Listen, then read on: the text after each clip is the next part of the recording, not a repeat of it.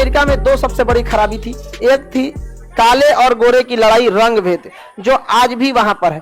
असल में वहां लोग काले भी होते हैं ना, तो सांवले नहीं होते हैं, एकदम भयंकर काला निग्रोइड टाइप के होते हैं और 1-2 कुंटल के होते हैं। तो मतलब बढ़िया उन लोग का अलग बनावट था।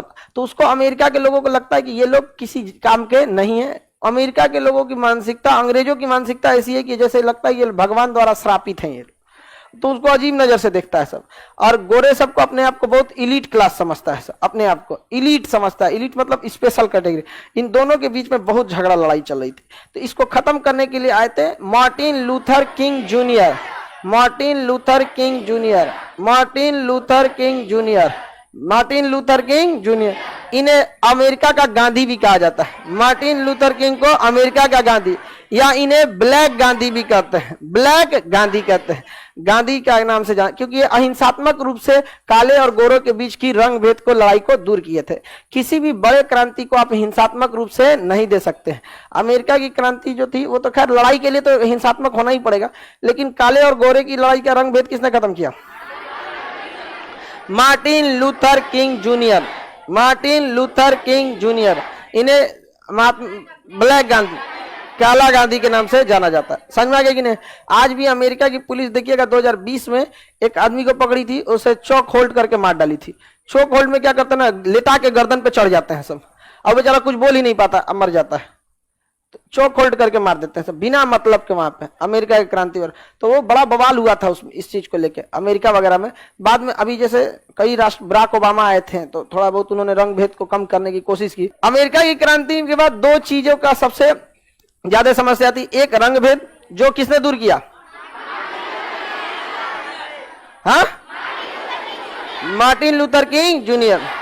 अंग्रेजों ने बहुत सताया था उन लोगों को, वोटिंग राइट भी नहीं दे रहा था सब, किसको?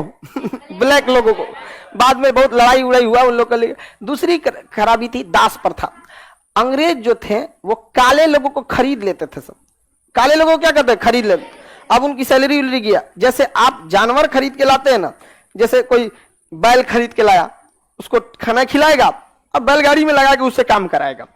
गाय खरीद के लाए तो उसे खाना पीना खिलाएंगे, दूध निकालता है इंसान। वैसे वो लोग ना, अंग्रेज सब क्या आते थे, काले लोगों को, अफ्रीका से लोगों को ले जाके, अफ्रीका वाले से खरीद के, अब कैसे बकरी गाय मेला में बिकते हैं, वैसे दास बिकते थे, हाथ बांध के खरीद लीजिए, अब चलिए अपने घरे लेके चलिए वहां पर, उसको जो काम कराना है करा सकते हैं, कहीं भाग नहीं सकता है, भागेगा तो गोली मार देते थे सब यहाँ से। अब अफ्रीका से उठा के क्या हुआ है, ले गया है अफ्रीका से। आप ही को उठा के कोई ले जाके इंग्लैंड में दास बना देगा, वहां आपका ना कोई है जान पहचान ना कुछ, क्या कीजिएगा? और इतना अत्याचार करते थे सब। तो इसके लिए लड़ाई किसने लड़ा? Abraham Lincoln. दास प्रथा के खिलाफ अब्राहम लिंकन, रंग भेद के खिलाफ मार्टिन लूथर किंग जूनियर, रंग भेद के खिलाफ मार्टिन लूथर किंग जूनियर। एक एक क्वेश्चन 2 बार पूछते हैं तो आंसर वो बदल देते हैं सब।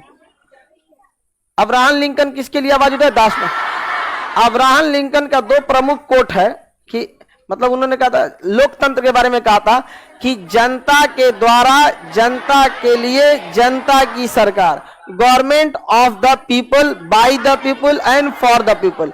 लोकतंत्र वह सरकार है जिसमें जनता अपने द्वारा सरकार चुनती है, तो जनता के द्वारा वह सरकार जनता के लिए काम करती है, जनता के लिए, जनता की सरकार जनता के लिए, जनता के द्वारा।